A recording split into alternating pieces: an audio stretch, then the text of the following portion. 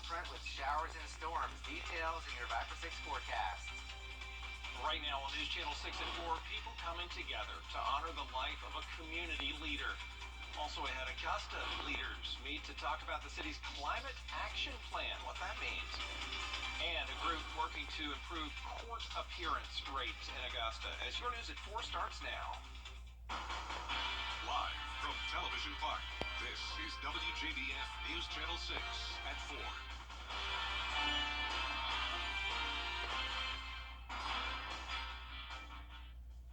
Is on assignment has coverage you can count on. Begins with a very special ceremony to honor a woman who touched a lot of lives. News Channel 6's Nikita Dennis covering the story live now. Nikita. Yeah, Come and Gone was well known throughout Augusta, and those who knew her will gather here tonight at Bentley's Closet for a march and balloon release. She was the owner of the Augusta Youth Debutante Society and the owner of Bentley's Closet.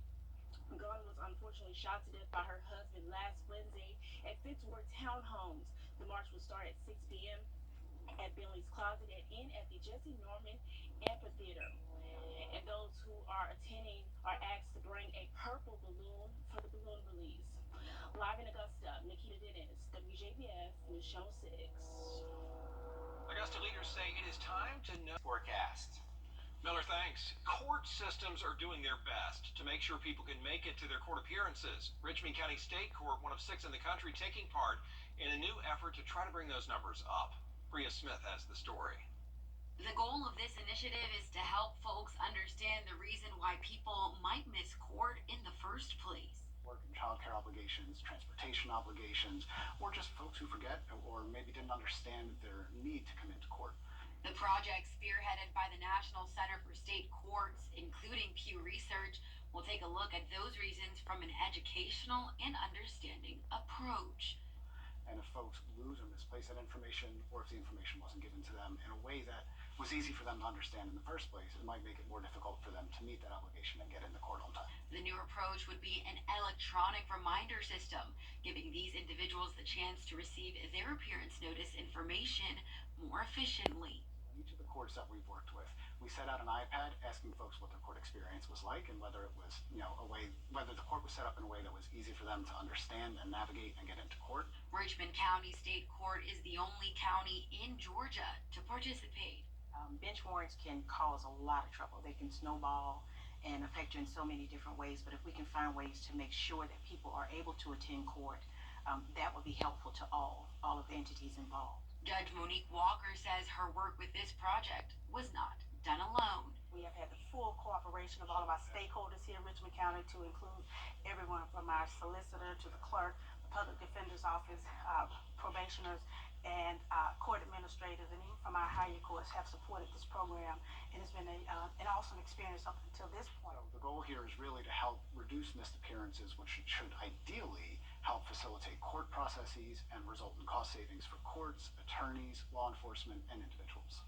In Augusta, Bria Smith, Wjbf News Channel 6. When it comes to a new boathouse in Augusta, the question is about money and time. We've told you commission is in the works. A local drag racing organization donating more than $24,000 worth of toys to pediatric hospital patients. Dragway in Aiken is behind all this. Actually started doing it a couple of years ago. They raised $15,000 that year. A lot of the toys went to the children in the JMS Burn Center at Doctors Hospital. One of the event's judges was in a drag racing accident back in 2015, airlifted to the Burn Center. He remembers many patients who had to spend their holidays there. I thought that one way to give back would be to provide Christmas for those kids, to take a little bit of that financial burden off of the families that were there. I just want to do my best every year to try to give back and show them a small token of my appreciation, because they're 100% the reason that I'm here today. So they're going to have another burnouts for kids later this year at Carolina Dragway. The organizers also having races on May 4th, 5th, and 6th to scout potential sponsors. You can go to WJBF.com for more information. A civil rights group threatening legal action over a brand new Georgia law. It prevents hormone replacement therapies for transgender children under 18. Critics call it unconstitutional. Supporters say it's needed to keep kids from making decisions they could regret. I don't think that the Georgia State Legislature understands more about taking care of pediatric patients than the American Academy of Pediatrics, but that's where we are, unfortunately, in this state right now. But I'm very dismayed that this bill passed out of our legislature. I think it's shameful. I think Senate Bill 140 is just another piece of what we're trying to do in Georgia, which is to stand up for our most vulnerable, our children. And in a statement on Twitter, Governor Brian Kemp says he signed the bill into law today. Some South Carolina lawmakers are also looking to ban gender-affirming care for minors. Jason Raven has those details. Under the bill, most gender-affirming surgeries and hormone treatments for anyone under 18 would be prohibited in South Carolina. A panel of state senators listened to about 2 hours of testimony Thursday morning. S-627 was introduced in the Senate a little more than 2 weeks ago. Currently, 25 out of the 30 Senate Republicans are co-sponsoring the bill. On Thursday, Senate Medical Affairs Subcommittee took it up. The legislation would prohibit gender transition procedures for minors in South Carolina. It would also require school staff to notify parents if they learn their child is transgender. Children who experience discomfort with their biological sex deserve to be treated with dignity and respect, and they need compassionate, effective mental health care. The radical activist and profit-driven gender clinics have deceived children and parents alike into believing that unnatural, life-altering, and even permanently sterilizing puberty blockers, hormones, and surgeries are the solution to their struggle. Now, critics say this bill would interfere with the medical decisions of parents and their children in South Carolina. They also claim the legislation is not needed since gender reassignment surgeries are not being performed on children in the state. Now, some worry that lawmakers restricting access to this care could increase suicidal ideation among trans youth. This bill, if passed, will not protect kids, and it will not help them. It will hurt them and likely result in the loss of their life. The loss of life, if this bill becomes a law, will be on lawmakers' hands.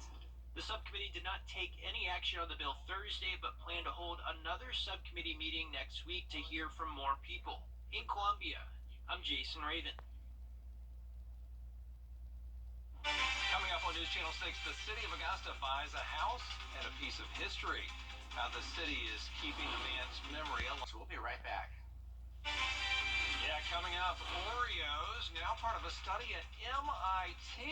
How scientists are trying to figure out the best way to split the cookie. We have the story after the break. Our Salute to Service Award recipient.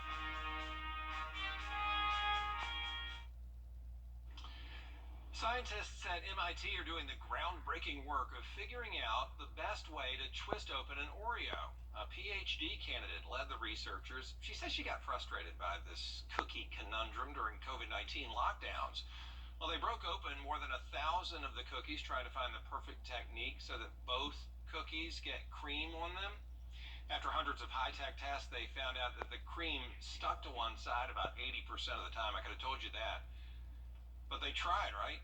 They tried to split it, but the cream goes on one side, the chocolate cookie part separately on the other. Some think that's the best way. I think they can't make enough cream on those Oreos. Like quadruple stuff would be good. There is more coverage you can count on coming up next on News Channel 6 at 4:30.